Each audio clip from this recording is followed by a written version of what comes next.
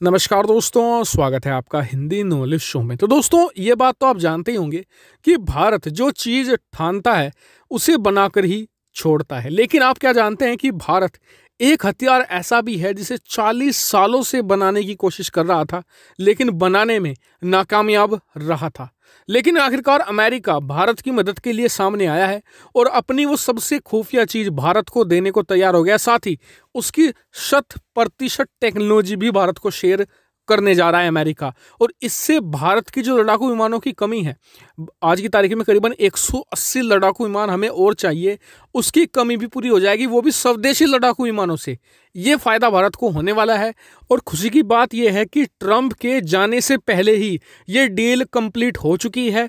HAL के CMD ने खुद ये ऐलान कर दिया है, यानी कि जो बाइडन इसमें कुछ भी अड़ंगा नहीं डाल पाएंगे अगर चाहेंगे भी तो दोस्तों, मैं इसके बारे में आपको हर चीज डिटेल से बताने वाला हूं। तो मेरे साथ आप इस वीडियो में अंत तक बन रहिएगा और ध्यान से इस वीडियो को देखिएगा।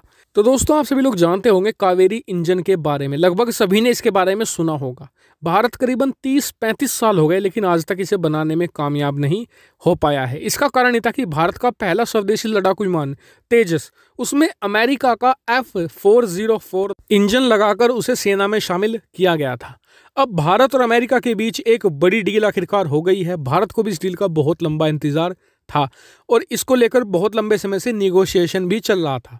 डील ये हुई है कि अमेरिका भारत को देगा 100 से ज्यादा F404 इंजन, और ये डील हुई है $600 मिलियन में, यानी करीबन $6 मिलियन का हमें एक इंजन पड़ने वाला है। इतना ही नहीं, जो इसकी सबसे खास बात है, जिसकी भारत को सबसे ज्यादा जरूरत थी, वो थी इंजन की टेक्नोलॉजी। अमेरिका ने भारत को कह दिया है कि वो भारत को इंजन की टेक्नोलॉजी भी देगा और साथ ही पहला बैच तो बनेगा अमेरिका में, बाकी जितने भी इंजन हैं सब के सब भारत में ही मैन्युफैक्चर होंगे। अब इससे भारत को फायदा क्या होगा? तो सबसे ज्यादा फायदा होने वाला है भारत को टेक्नोलॉजी और ट्रांसफर की वजह से।